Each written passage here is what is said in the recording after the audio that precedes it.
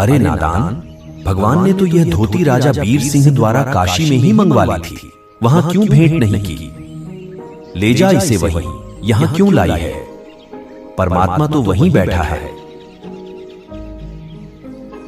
क्या हुआ बेटी, आपके जगन्नाथ ने धोती स्वीकार नहीं की क्या?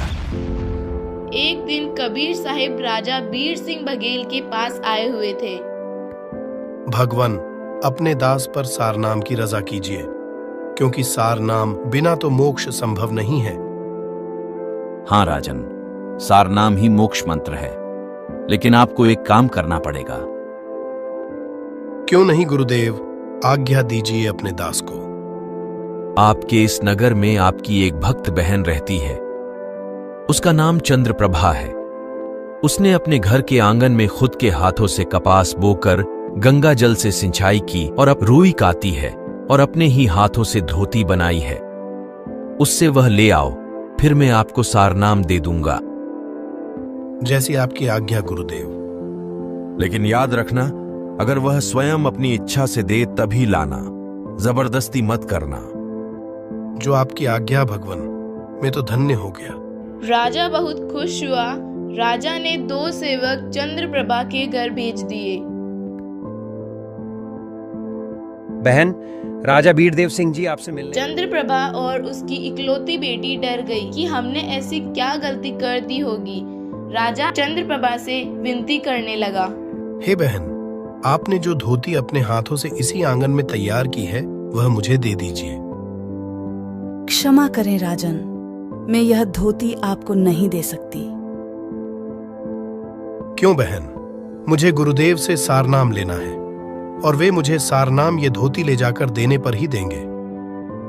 नहीं राजन, मैंने यह धोती जगन्नाथ जी, मैं उन्हें इसे सप्रेम भेंट करना चाहती हूँ। बहन, मैं तुम्हें इसके बदले 5-7 गांव दे दूंगा, लेकिन ये धोती दे दो। राजन, मैं इसे किसी कीमत पर नहीं दे सकती। चाहे आप मेरी और मेरी बेटी की गर्दन काट दो तो इसे ले जा सकते हो। नहीं बहन, मैं ऐसा तो नहीं करूंगा।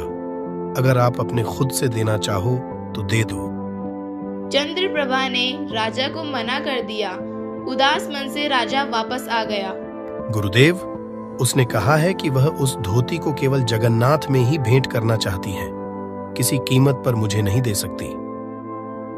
कोई बात नहीं राजन, आप ऐसा करो, चंद्रप्रभा के साथ जगन्नाथ के लिए आपके 2 सिपाही भेज दो, ताकि उसे रास्ते में कोई दिक्कत ना हो। जब वह वापस आ जाएगी तो मैं आपको सारनाम की दीक्षा दे दूंगा। राजा वीर सिंह बघेल की खुशी का कोई ठिकाना नहीं रहा और उस दिन का इंतजार करने लगा। अगले दिन राजा ने यह आदेश देकर अपने 2 सैनिक चंद्रप्रभा के घर भेज दिए। चंद्रप्रभा जगन्नाथ के लिए चल पड़ी।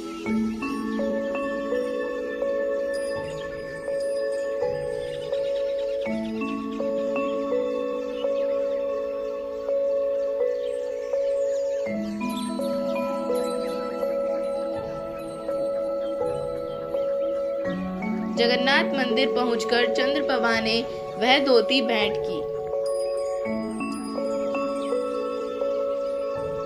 हे भगवान, अपनी दासी की यह तुच्छ भेंट स्वीकार कीजिए।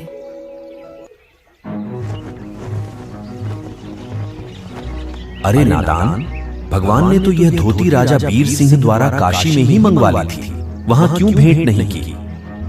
ले जा इसे वहीं, यहां क्यों लाई है? परमात्मा तो वहीं बैठा है।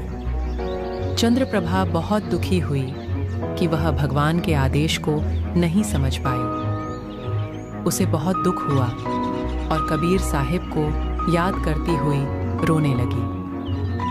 अपने कर्मों को कोसती हुई वहां से चल पड़ी और पूरे रास्ते रोती रही। रोती हुई कबीर साहिब की झोपड़ी पर पहुंची।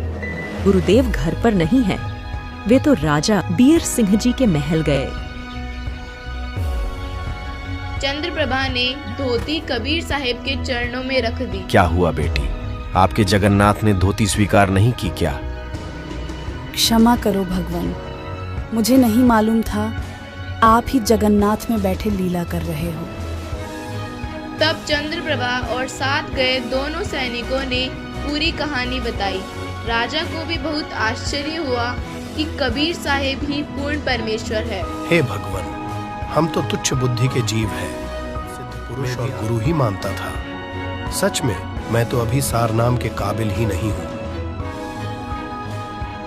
पुण्यात्माओं, जब तक आप गुरु को भगवान तुल्य नहीं स्वीकारते हो, तब तक आपकी भक्ति व्यर्थ जाती है।